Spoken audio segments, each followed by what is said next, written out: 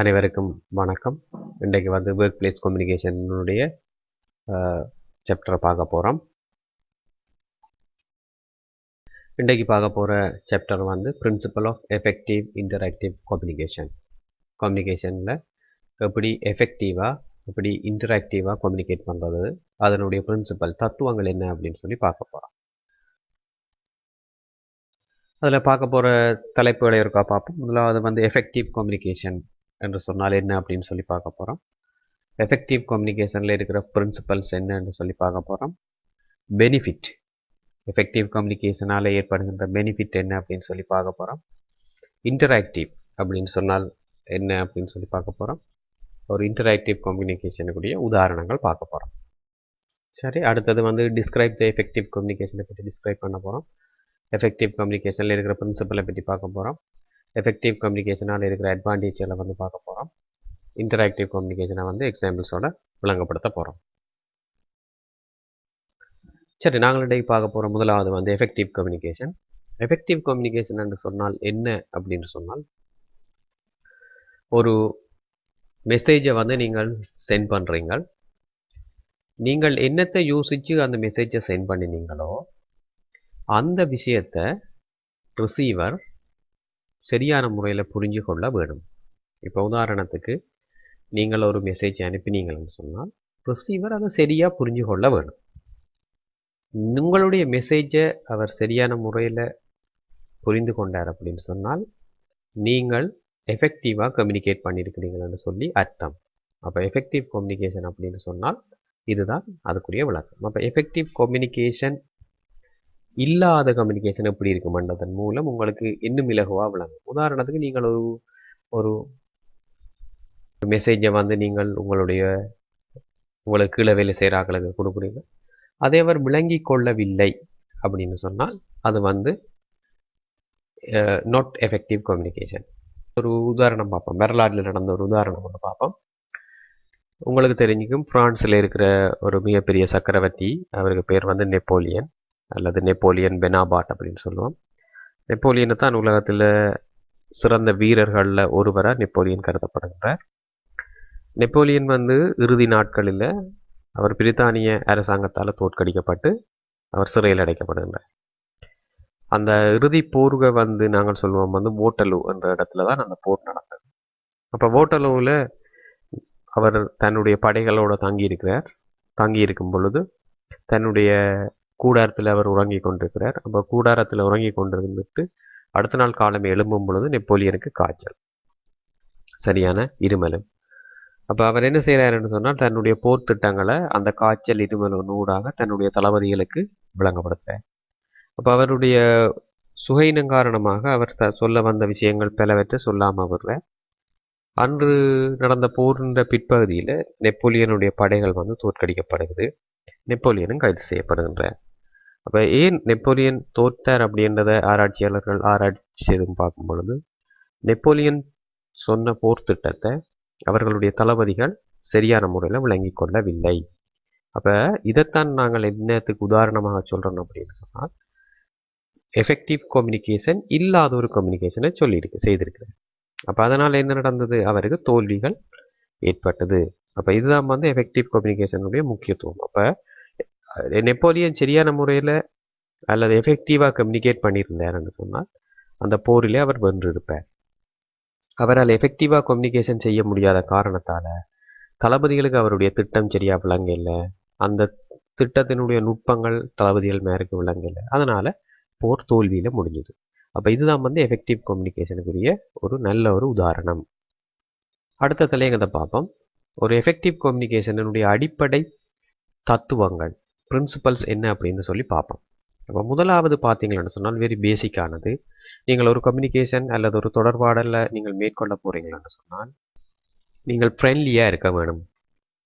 அப்போ உங்களுக்கு சொல்ல தேவையில்லை ஃப்ரெண்ட்லி என்று சொன்னால் என்னன்னு சொல்லி. ரெண்டாவது, ஆனஸ்டாக இருக்க வேண்டும். நீங்கள் சொல்கிறது நேர்மையாக இருக்க வேணும். ரெண்டாவது, நீங்கள் அந்த மெசேஜில் எந்த பித்தலாட்டமும் இல்லாமல் சின்சியராக இருக்க வேணும். அப்போ ஒரு எஃபெக்டிவ் கம்யூனிகேஷனுக்கான அடிப்படையான தத்துவங்கள் இதுதான்.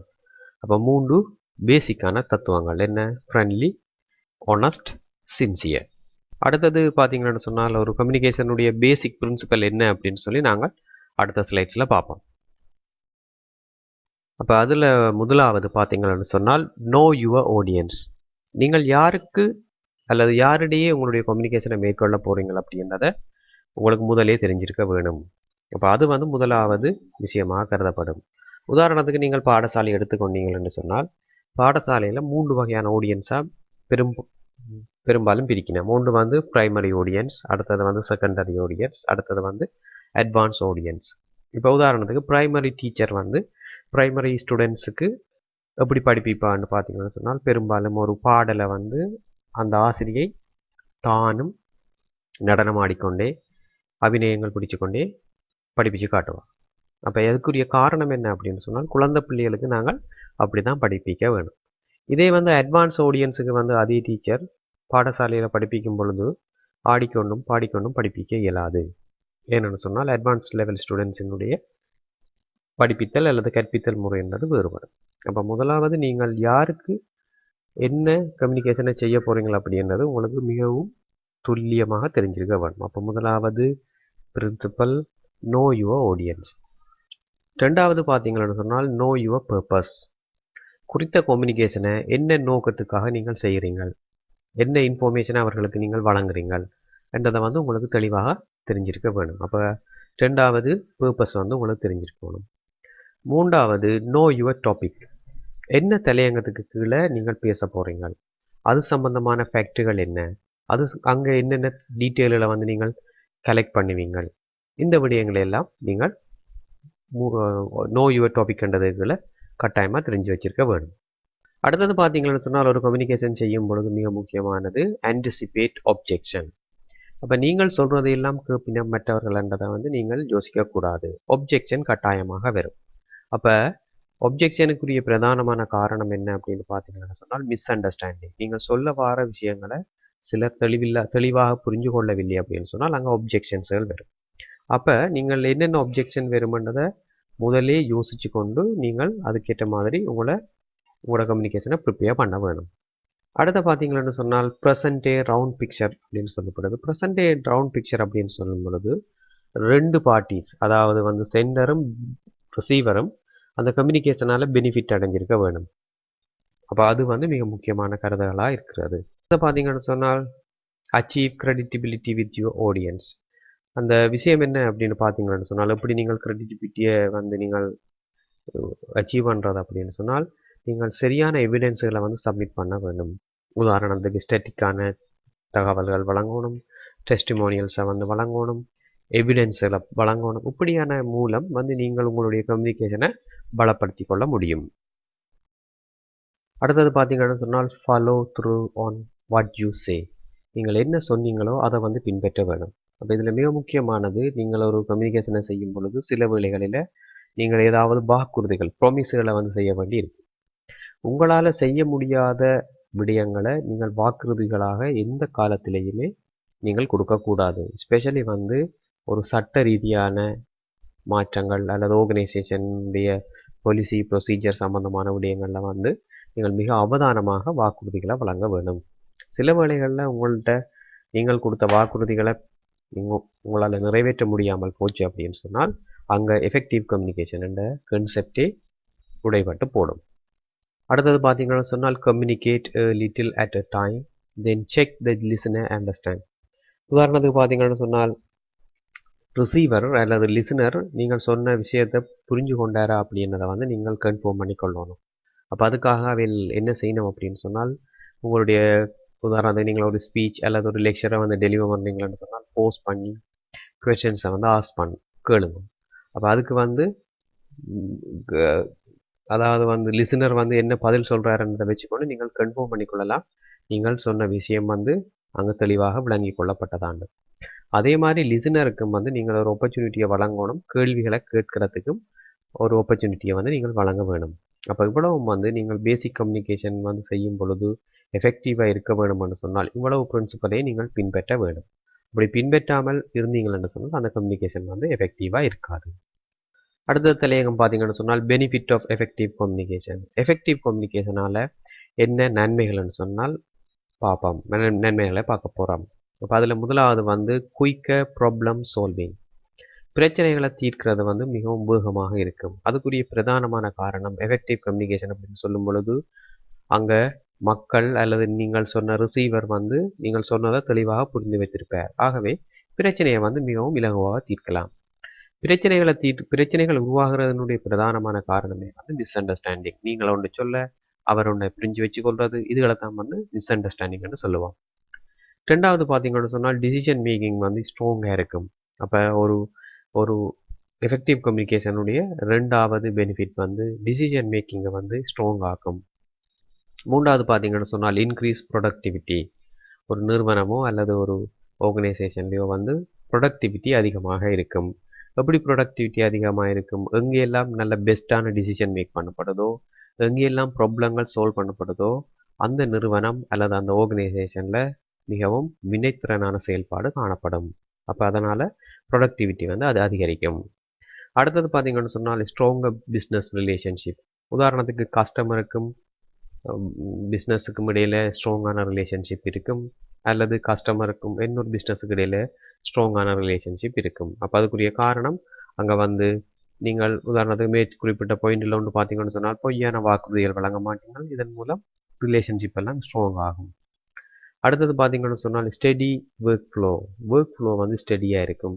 அப்போ ஒர்க் ஃப்ளோ வந்து ஸ்டடியாக இருக்கணும்னு சொன்னால் ப்ராப்ளத்தை மிகவும் வேகமாக சால்வ் பண்ண வேணும், டிசிஷனை வந்து நல்லா எடுக்க வேணும். அப்படியான சந்தர்ப்பத்தில் ஒர்க் ஃப்ளோ வந்து ஸ்பீடாக இருக்கும்.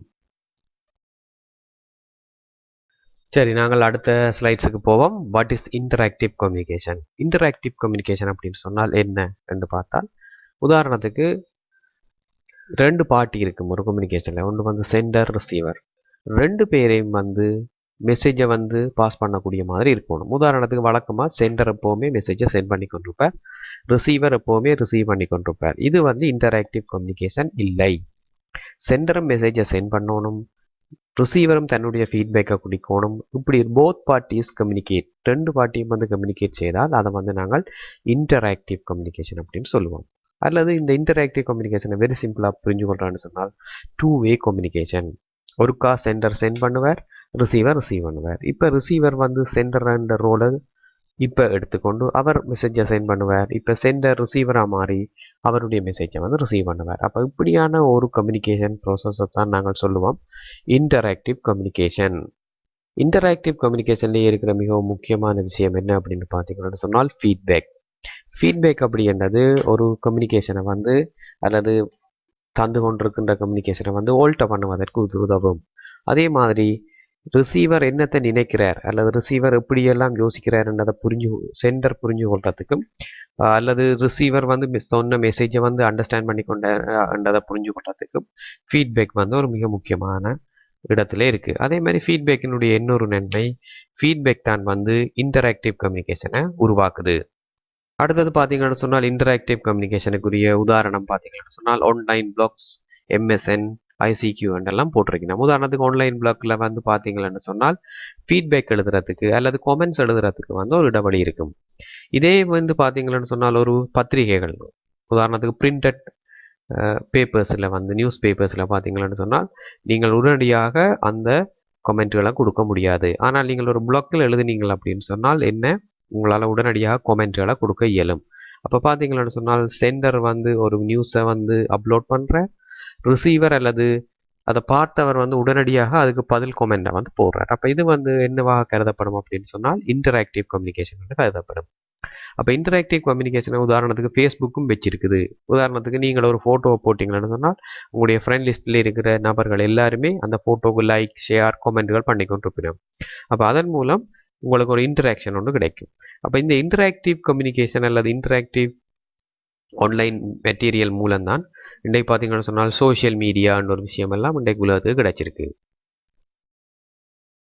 சரி, வேறு சில உதாரணங்கள் பார்ப்போம். ஏடிஎம் மெஷினும் வந்து ஒரு இன்டராக்டிவ் கம்யூனிகேஷனை கொண்டது. உதாரணத்துக்கு வந்து அது கேள்விகளை கேட்கும், கார்டை இன்சர்ட் பண்ணவும். அப்போ நீங்கள் கார்டை வந்து இன்சர்ட் பண்ணுவீங்க, பின் நம்பரை இன்சர்ட் பண்ணவும், பாருங்க பின் நம்பரை இன்சர்ட் பண்ணுவீங்க.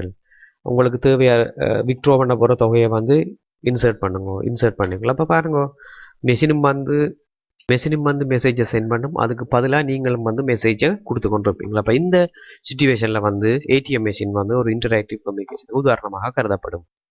அதே மாதிரி மாடர்ன் வேர்ல்டில் இருக்கிற இ-கமர்ஸ்ன்னு சொல்லும் பொழுது எலக்ட்ரானிக் கமர்ஸ் இதுகளெல்லாம் வந்து இன்டராக்டிவ் கம்யூனிகேஷனை பேஸ் பண்ணி தான் செய்யப்படுது.